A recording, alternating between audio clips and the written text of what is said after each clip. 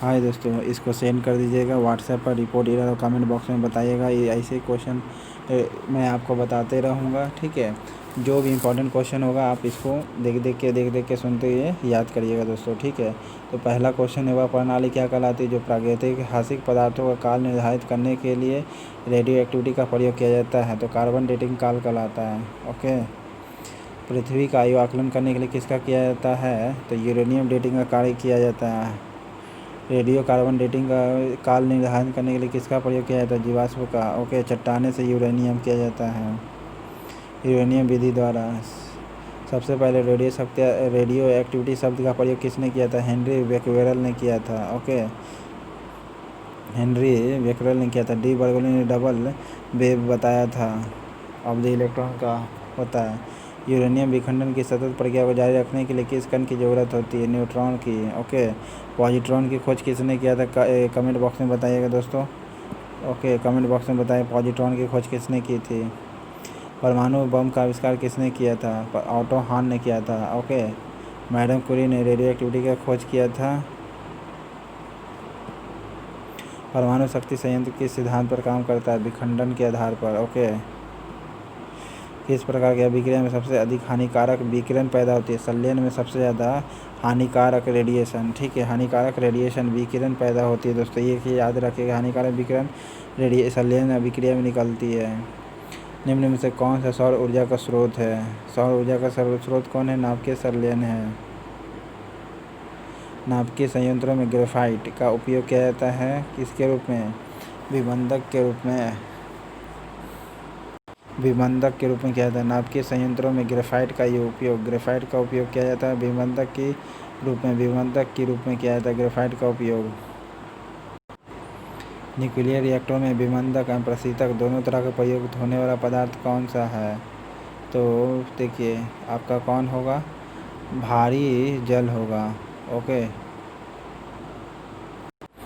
भारी जल होगा। न्यूक्लियर रिएक्टर में विबंधक एवं प्रशीतक यानी कूलांट और विबंधक दोनों का प्रयोग किया जाता है भारी जल के रूप में। रेडियोधर्मिता नापी जाती है किससे?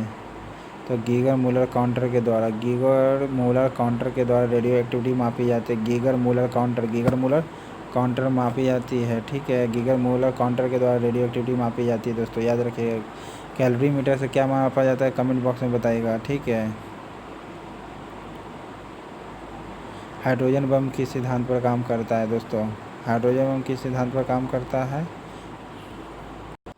अनियंत्रित संलयन अभिक्रिया पर। हाइड्रोजन बम किस सिद्धांत पर काम करती है? अनियंत्रित संलयन अभिक्रिया पर। अनियंत्रित हाइड्रोजन बम किस सिद्धांत पर काम करती है? अनियंत्रित संलयन अभिक्रिया पर, याद रखिएगा दोस्तों। हाइड्रोजन बम विकसित किया था किसने? हाइड्रोजन बम का आविष्कार किसने किया था दोस्तों? हाइड्रोजन बम का आविष्कार किसने किया था? हाइड्रोजन बम का आविष्कार एडवर्ड टेलर द्वारा किया गया था। Edward Teller. हाइड्रोजन बम का आविष्कार किसने किया था? एडवर्ड टेलर ने। हाइड्रोजन बम का आविष्कार किसने किया था? एडवर्ड टेलर ने। रेडियो पदार्थ है। रेडियो एक्टिविटी सब्सटेंस किस दौरान कोई परिवर्तन नहीं होता है? ओके। रेडियो एक्टिविटी सब्सटेंस में किस दौरान कोई परिवर्तन नहीं होगा? रेडियोधर्मिता पदार्थ किस दौरान कोई परिवर्तन नहीं होता था? बीटा उत्सर्जन के दौरान या सॉरी दोस्तों, सिस्टम में खराबी आ गया था, तो आपका क्वेश्चन फिर से चालू है।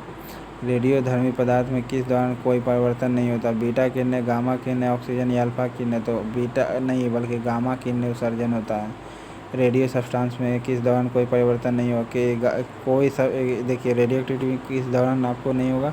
जब गामा किरण उत्सर्जन हुआ, गामा रे जब निकलता है तो उसमें कोई दिक्कत नहीं होगा, ठीक है।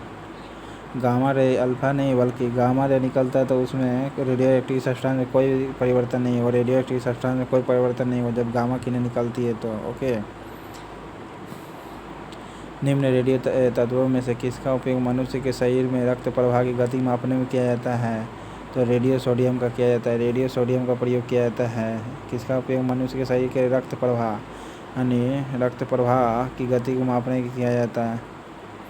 अल्फा बीटा की वेधन क्षमता किसकी सबसे ज़्यादा है? तो वेधन क्षमता के अवरोही क्रम यानी सबसे घटते से बढ़ते क्रम में अल्फा बीटा एंड गामा होगा, ठीक है। अल्फा बीटा एंड गामा होगा। सॉरी दोस्तों, फिर सिस्टम में ख़राबी आ गया। तो रेडियो तत्व में किसका उपयोग किया जाता है, ये तो हो गया। नेक्स्ट करिए आप। तो रेडियो सोडियम तो हो गया इसका। अल्फ़ा बीटा गामा की भेदन क्षमता सबसे अधिक होता है गामा, ठीक है, गामा का सबसे अधिक होता है। और ये जब गामा किरणें निकलती है तो रेडियो एक्टिव सब्सटेंस में कोई परिवर्तन नहीं होता है। तो गामा बीटा अल्फ़ा हो जाएगा, गामा बीटा अल्फ़ा। रेडियोधर्मिता की खोज किसने की थी दोस्तों? रेडियोधर्मिता की खोज की थी हेनरी बेक्वेरेल ने। रेडियो सक्रियता किसका गुण है? नाभिक का। ओके, नाभिक का। रेडियो सक्रियता परिवर्तन में भाग लेता है कौन? परमाणु के नाभिक भाग लेता है।